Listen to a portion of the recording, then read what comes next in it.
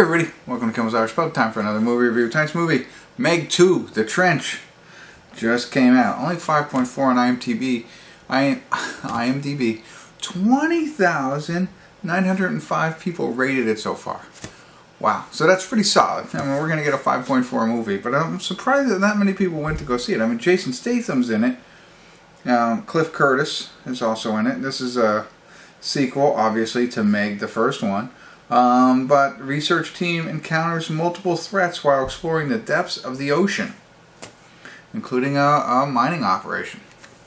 I don't know what that has to do with Meg, the huge shark, but no, hour and 55 minutes long, so it needed to be a Friday or Saturday, so we'll see. Stick around, I'll be back.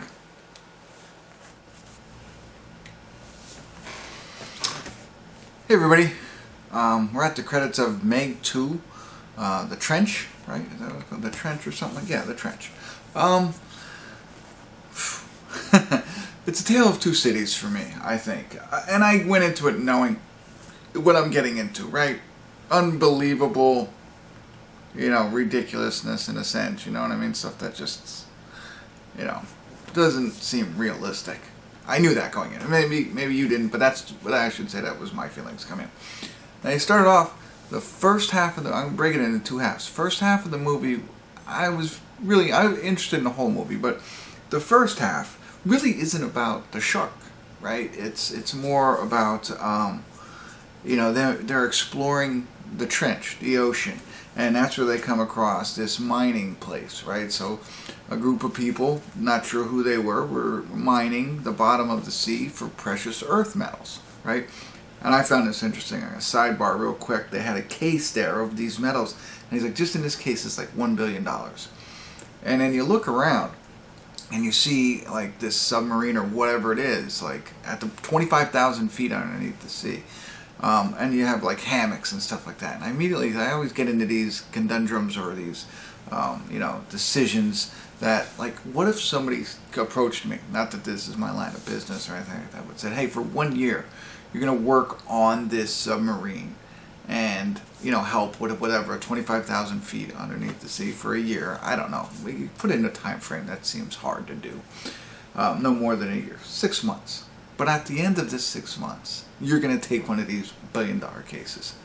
Could you do it? And you see like the water at the bottom, it's not very good living conditions and it's dangerous, all that kind of stuff. Anyway, so that made it interesting. But that whole piece, that whole part of the movie was very interesting, and it was neat to see, hey, they're going down to explore, they see this, they run into some trouble, they have to try and save themselves from all of this. Very interesting, other fish, and the megalodon, of course, is around, right? So they have one in captivity, but it seems like then there was 3 of them at some point for whatever reason, but they're kind of like, they're another threat to everything that's going on in this first half of the movie. Okay, now you fast forward to the second half of the movie, and they're tied in.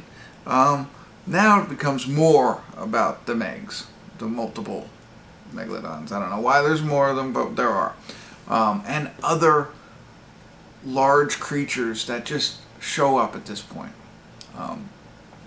So slight spoiler alert, there's more than spoiler, I just want to say it because people sometimes get mad. But there's like an octopus, right? Where does that come from? It had nothing to do. Maybe it was in the first one and I missed it and I didn't connect the dots. I don't remember what happened in the first one. There was a big shark in it, and Jason Statham.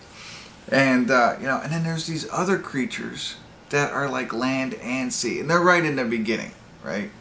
But they come out and start attacking, which is weird because they've been around forever. There's this fun island that they go to. It's literally called Fun Island. And these things live on that island. But for some reason they attack now when Jason Statham shows up. But it was populated with all these other people partying, having a good time for a long period of time. Like that, and the octopus.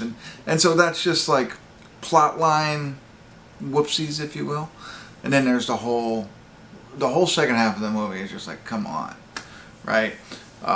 The jet ski, there's a jet ski moment, and it's like, really? You know what I mean? I get it. It's supposed to be that way, and that I took it for that. But like you'll see if you watch this, it's a tale of two cities for me. first half is, while still unbelievable, more believable in the sense of a movie. The second one is just like ridiculous, is in my sense. So I get the ratings on it. It was fun. There's only one real fight scene with Jason Statham, but that's what you get throughout this whole movie. As long as you're okay with that and you're just ready to sit back, and they work in some comedy, which I found it more in the second half, which I like, taking the money. There's some side jokes here and there that go into that second part, which makes it better and lighter, and I like that. There's a young girl in it, 14-year-old girl, and this is just me, right? So at the beginning I didn't have the subtitles on. I didn't realize that there was going to be a different language, and so I was like, all right, and then I finally turned them on, but I didn't rewind it to see. But there's an Asian man, and the child is Asian, and again, probably from the first one, and they're speaking in a different language. I had assumed that was her father. Again, don't remember what happened in the first one. I thought that was her father. But she is like super close with Jason Statham's character. Like okay. Like, you know, when saving people and stuff like that, like she runs to him instead of who I thought was her father. Come to find out, not a spoiler alert, because this is probably right in the beginning when they're talking and I didn't have subtitles on. Uncle. It was her uncle.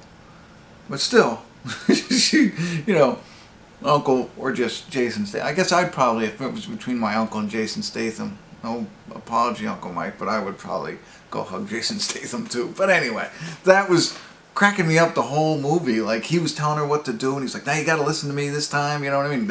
And the other guy's just running off into the woods. He's not even saying anything, letting her go. I was like, wow. But even as an uncle, but I thought it was the father at the time. So there you go. I rambled on, a lot of sidebars, a lot of personal opinion in this review, but I don't know if there'll be another one. I will probably watch it if there is, and you know, but that's me. So there you go, that's what I got. I'm at a 5 on this one, I think. I kind of agree. Fun, entertaining, but that's it. Probably a long review. I apologize. Thanks for tuning in. Kimmel's Irish Pub.